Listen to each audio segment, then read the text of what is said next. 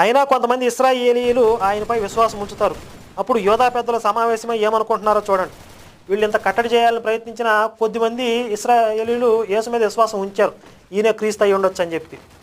ఈ పరిస్థితి విషమించిపోతుంది, మన చేయి దాటిపోతుందని చెప్పి వేళలో వీళ్ళు ఒక సమావేశం పెట్టుకుని ఒకరోజు సమావేశం అయ్యి ఏమనుకుంటున్నారో చూడండి. యోహాను 11:47-48. కాబట్టి ప్రధాన యాజకులను పరిసయ్యులను మహాసభను సమకూర్చి, మనం ఏమి చేయుచున్నామో, ఈ మనుష్యుడు అనేకమైన సూచక క్రియలు చేయుచున్నాడే, మనం ఆయనను ఇలాగూ చూచుచూ ఊరకుండిన ఎడల అందరూ ఆయన యందు విశ్వాసం ఉంచెదరు. అప్పుడు రోమీయులు వచ్చి మన స్థలమును మన జనమును ఆక్రమించుకొందురని చెప్పాను. ఈ భాష ఏందో గ్రహాంతర భాషలు మాట్లాడుకునే భాషల్లో ఉండేది. రాస్తే స్వచ్ఛమైన తెలుగులో రాయొచ్చు కదా. వచ్చుచుండును, చూచుచుండును, ఇది మళ్ళీ నేను ఎక్స్ప్లెయిన్ చేయాల్సి వస్తుంది. అది విషయం. అంటే అక్కడ ఏమనుకుంటున్నారు, ఈ యేసు మీద చాలామంది విశ్వాసం ఉంచేస్తున్నారు,